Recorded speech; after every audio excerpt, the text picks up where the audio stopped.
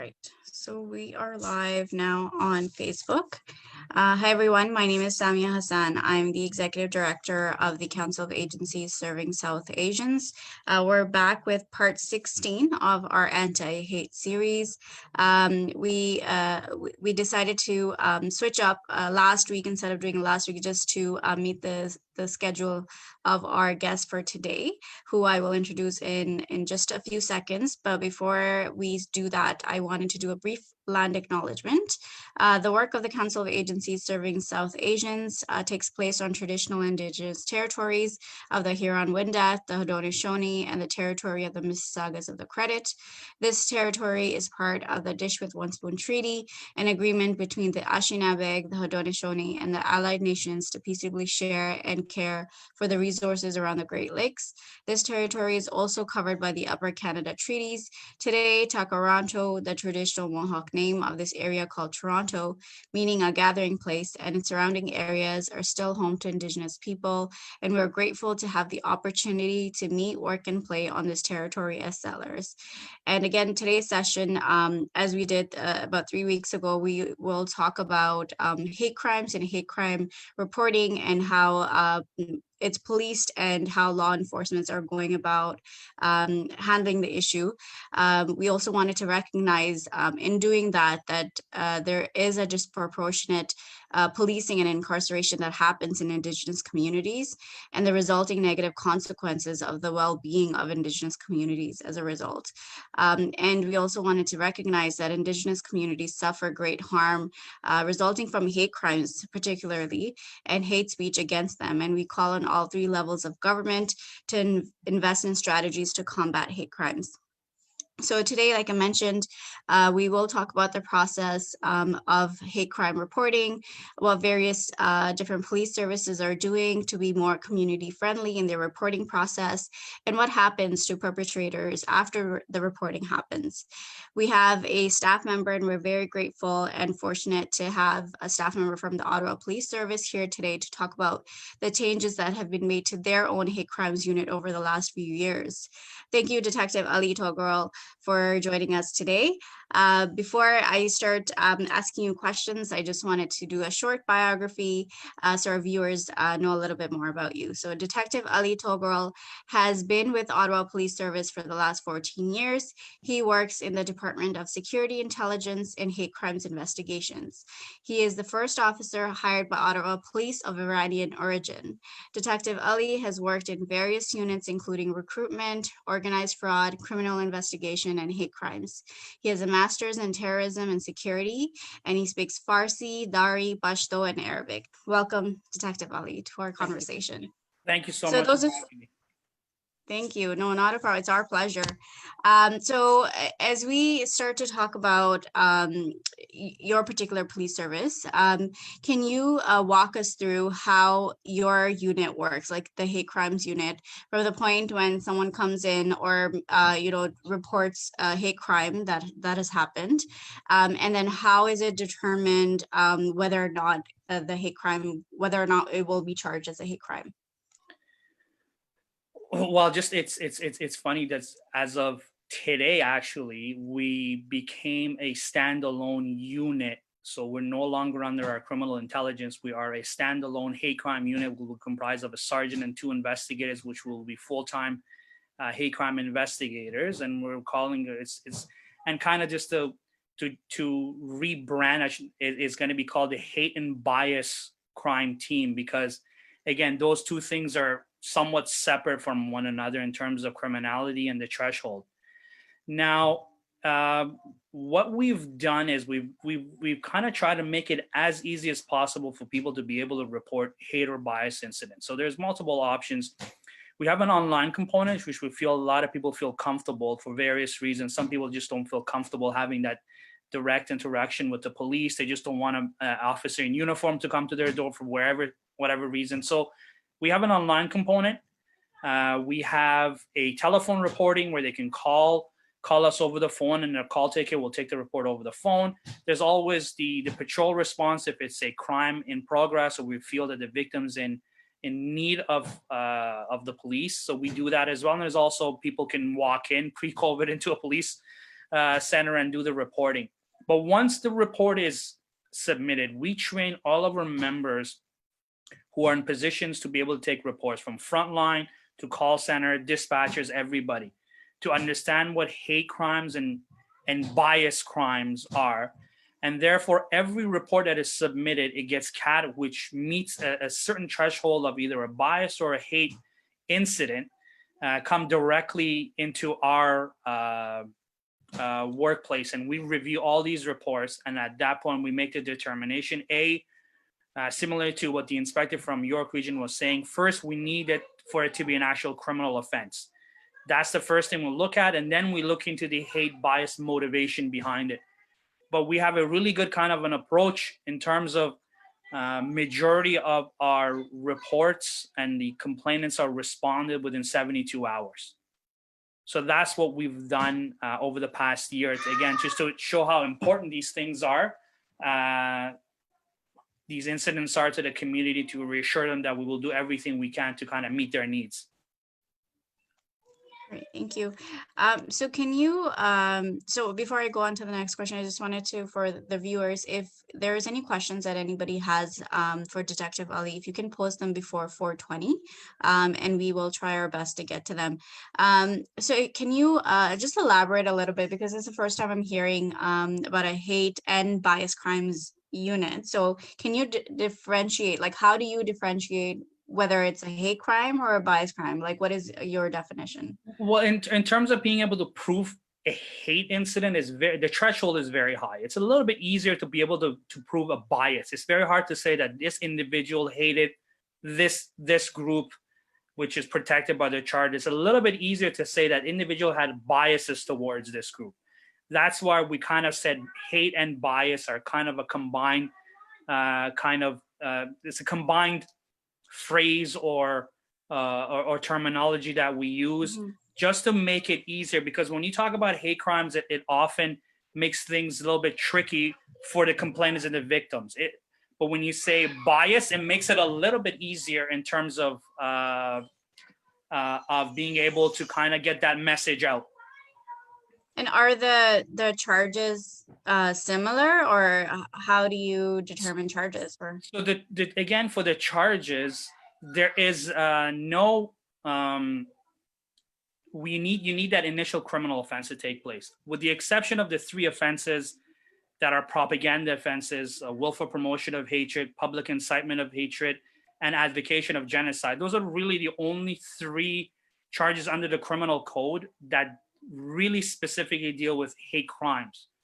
But 99.999% of incidents are regular criminal offenses, such as mischiefs, assaults, othering threats. So if you have an incident where someone is assaulted, but during the pre-act, during the act, or after the act, there's evidence that the individual was targeted or there was some sort of racial element in there. So we lay the assault charge. Then in terms of sentencing, we include the racial bias elements in there. All right. Okay, that makes sense. And in terms of the city of Ottawa itself, we know, as we were talking about before, the types of hate crimes that happen in different cities varies from one city to another.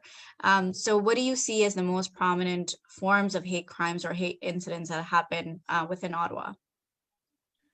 And again, one of the other things we did was we are very forthcoming with the community. So what we will do is semi-annually release our stats to the community so they know. And right now, usually always at the top of it are mischief offenses. Those are all sorts of like graffiti, damaging property. What we've also done is we've categorized incidents where a racial slur is used against somebody in a public place, and that action has prevented that individual from enjoying that property or having to operate that property. We consider that to also be mischief. So, but again, majority of our, I'm looking at their stats now, 50% of them are what we consider to be mischief events. We've had threats, assaults, thefts, but historically it's been mischiefs that are been the the largest in terms of numbers of incidents that have happened in Ottawa. All right. And sorry, just to clarify, so if threats to a person is also considered mischief. No, so that's a standalone. That's on its own. So a threat is Okay. a threat, but like I said, mischief is either damage to a property, or Okay. when some sort of a phrase, a racial slur, something is used which hinders or prevents that individual from being able to operate their property or enjoy their property. Okay, makes sense. All right, thank you. So we know from a lot of research, so on CASA's side, we're part of the anti-hate community leaders group. And we've done some research as part of the group, and we have found that hate crimes are among one of the most underreported crimes of all time. And so why do you think that is, and how can we change that so that there's more police reported hate crimes? Sorry, not police reported hate crimes. Like there are more people reporting to the police. I don't. Yeah, no, I got that. Hoping there's no more. Yeah. I think there's a couple of issues. One is that often people don't understand the laws in terms of what is criminal and what isn't. I think we're kind of there's a bit of a balancing act between freedom of speech, but also hate speech. So there's that barrier, and unfortunately, majority of the victims of hate and bias incidents are typically new Canadians or first generation Canadians. And there's always for some communities, there's issues of being fearful of police and not trusting police. And also there's that shame factor that this happened to me. Do I really want to be the face of this incident? Do I just rather just forget it, just brush it off? I don't want a lot of attention. So I think those are, and again, with the new Canadians, there's a language barrier. You're so busy learning a new language, trying to take care of your kid, trying to find a job. Do you really have the time to report incidences that are not deemed to be like a violent incident where someone's hurt? So a lot of times people are like, you know what, it shouldn't happen, but I really don't have the time, the resources, nor am I comfortable with the reporting system for me to kind of to reach out to police. All right, great. And just the second part of that question, how do we change that community perspective, or that gap in knowledge for reporting hate crimes? So what we've done is we've been very successful in reaching out to all the racialized communities in Ottawa. We've done tons of presentations at various social agencies that deal with new Canadians. So as part of a very simple, friendly introduction, hi, I'm a police officer with this City of Ottawa. Not only do we talk about regular day-to-day incidences or issues that they may have, but we also talk about the hate bias incidences that they may also face, to just kind of tell them, okay, that what our laws are, what your rights are, and the fact that we're here to serve you and to do what we can for these types of incidents to stop. So I think the more connected you are with the community and you educate the community, the easier it will be. And also, it shouldn't always be the victims. You also need to talk to the general public as well. Just say, look, again, a lot of the issues in terms of hate bias issues, freedom of speech. Everybody thinks in Canada, they think it's the United States. You can say or say whatever you want without there being any sort of ramification. We need to be able to kind of educate the general public that there are limitations in free speech in Canada. So on the flip side of that coin, there are people and advocates that say, what is the point of reporting it when it's not going to be charged as a hate crime? Because as you said, that threshold for hate crime to be considered a hate crime is so high, and requires Attorney General consent. So do you think that becomes a barrier for people to report it when they just become disheartened that nothing's going to happen anyway? And again, so that's another educational piece. So the three offenses that are deemed to be hate incidents, they're propaganda offenses. And to be fair and to be honest, they're toothless. The sentencing is very, very low for those things. So when we have, I'll give you a very, so let's just say we have someone who gets assaulted and we find out that racial slurs were used and that individual was targeted because of his or her ethnicity. Well, that doesn't meet the threshold of willful promotion of hatred, incitement of hatred, or advocation of genocide. Those charges do not apply. What applies is an assault. So we lay an assault charge, and then we talk about the hate bias motivation. So what it becomes a hate motivated assault. And what I want people to do is forget this notion of hate crimes. The assault, the statute for assaults, the sentencing is far higher than those three that I mentioned. And it becomes not political where you need AG consent or you have to reach that level. But ultimately, those like that assault or that othering threat doesn't fit the threshold of those three offenses. So we lay a hate motivated assault. Our Crown Attorney in Ottawa, who's an expert in hate crimes, he's notified instantly of it because we have that relationship where that the minute we lay a charge, instantly we notify the Crown. It goes to a specialized Crown who knows hate bias issues. So it's the same outcome. At the end of the day, I think what people want is, I made a report, the police took it seriously, there were grounds to lay charges dated. I don't think people should care that it was an incitement or it was an assault, because like I said, public incitement of hatred there's sentencing is minimum 6 months to 2 years. Those are not high thresholds for an assault or other threat. It's much higher than that. But ultimately, those are propaganda offenses, very specific. They don't meet the day-to-day the issues that we see, like someone get assaulted, somebody's threatened because of their race. We can't lay those charges based on what's the reality and the reports that we're getting. Thank you so much for highlighting some of those systemic issues around the reporting process and what happens afterwards. So let's change the gear a little bit and talk about online hate. I know we were discussing a little bit of that before we started the session. So there are certain police units that monitor online hate. Do you have any mechanisms currently, or are there any plans to have any resources dedicated to monitoring that? And if there are, what do you foresee as some of the challenges of doing it, and what resource capacity would you need for your own police service to be able to do that?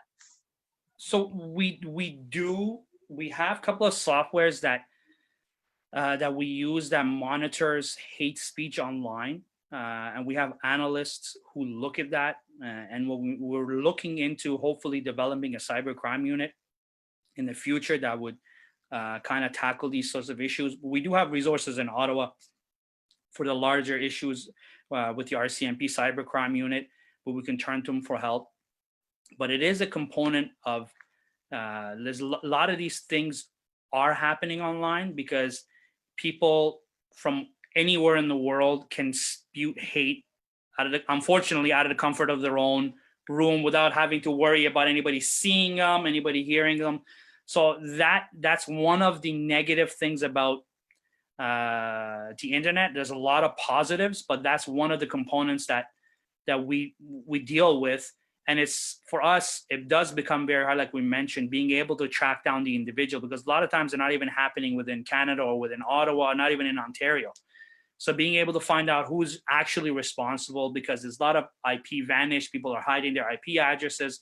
So that's something that's there, but we still want people to report incidents. So at the very least, we can do our due diligence on our end to try to figure out if we can know who this person is.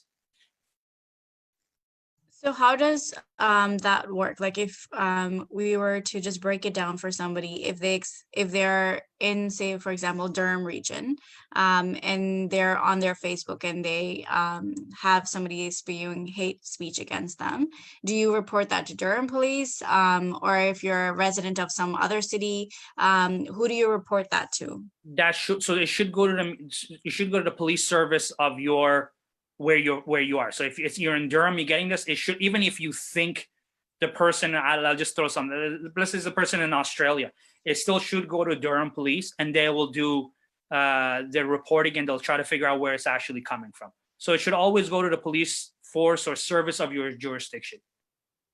All right, great, thank you. And then so the next question is there something that that communities at large and the general public, I know that before we started, you were talking about doing education to the general public, and organizations like our organization, there's so many other organizations that do advocacy work. What do you envision our role to be in terms of supporting you in monitoring online hate and hate crimes? I think what you're doing right now, having events like this where your audience could kind of get a little bit more educated in terms of what hate bias criminal offenses are. Forget hate crimes. Don't we confuse everybody. And advocating on behalf of the community. So one of the things we're looking hopefully to do in the near future is third-party reporting, because again, with everything that we've established, we still know that some groups within our community still don't feel comfortable have any sort of direct connection with or communication with the police. So we're hoping to launch something down the road as community hubs, where somebody can go to a community health center, they can talk to someone who we've kind of given a little bit of training. That person could then submit the report on their behalf. So anything that your community, any sort of social agencies can do, not only to educate, to empower, to support victims out there, that will help us. So I think that's the greatest thing that you guys are doing, and we're really appreciative, because again, at the end of the day, unfortunately, my job in terms of dealing with hate crimes and bias crimes, it really is a reactionary job. I can do educational pieces, a lot of other sections, robberies, whatever. You can do things to prevent that from happening. Us is more of an ideology, so it's very hard to say that I'm going to do this and it's going to completely make us all love each other and respect. That just, we want to reach that level, but it's something that it's very hard to achieve. And that's why we need as much help as we can. Thank you so much. So that's actually one of the recommendations that we had made when we proposed a series of policy changes to the Attorney General, that there should be mechanisms for people that feel more comfortable and have a trust relationship already with community and grassroots organizations that possibly can speak the languages that they can speak, and they come to them anyway for services, and they're able to more comfortably approach them and talk to them about incidents that they have faced, and then for us to then do the actual reporting of it. So looking forward to hearing if that does come into fruition in the future. Just a final question is in terms of what your unit does and what works for your unit, what works for your hate crimes unit. Do you have any advice on other police services in the province? I know not all police services in the province have a dedicated hate crimes unit, but how can they better serve vulnerable people? And I know you mentioned that you have a semi-annual reporting process as well to the community where you report your stats on the different hate crimes. So that looks like one of the best practices, like we've heard from community, that's a really great way to report out. So what would you say is what has worked for you so far, what hasn't worked, and what advice would you give to other police services that don't have a hate crimes unit? I think what has worked for us is that our ability to listen to our customers, our clients, which is the community, and saying what and seeing what their expectation of us in terms of dealing with hate bias incidents, and really involving the community in the process, being being forthcoming with them, sharing data with them, going to them for help, because again, we can't solve all of the problems ourselves, and having that and being accountable for what we're doing to show the community, yes, we're taking this seriously. There's the stats. These are the charges we've laid. And again, charges are not, anybody can tell you that those are not factors that prevents this stuff from happening. But at times you have no choice. Our ultimate goal is to educate the public for this thing to stop. But when we discussed this before, each police service is unique to their region and to the people they serve. In Toronto, you have far more diversity than we have in Ottawa. I mean, we're slowly creeping up, but it's nowhere close to where you are. So, and I know a lot of the police services do have dedicated individuals, and I think they're doing the best that they can. One of the things I told you, we're all part of a hate crimes extremist investigative team where we share information within services. So if we have an event here where we know someone's coming from Hamilton or Toronto, we ask them, hey, what do you know about this individual? Or somebody does something in Ottawa, they're traveling somewhere else. We're always in communication with one another, and we're sharing information, because I think that's the best way to tackle this situation. I know I said that was the last question, but because you mentioned the word extremism, I wanted to ask if you have mechanisms where you monitor white supremacist groups and the activities that are going on there. I'm not sure what is the situation in Ottawa, but definitely in Toronto, there is somewhat coming to a boiling point where there is more than 300 white supremacist groups all throughout the country now. So what's the situation in Ottawa, and what's your take on that? Us is the same, because again, we're the nation's capital, so a lot of the protests happen in Parliament Hill. They use it as a platform to kind of spew their views. So we have a criminal intelligence unit that monitors them, and if we monitor them regularly, if they're at events, we just trying to make sure that they're not crossing lines where they shouldn't.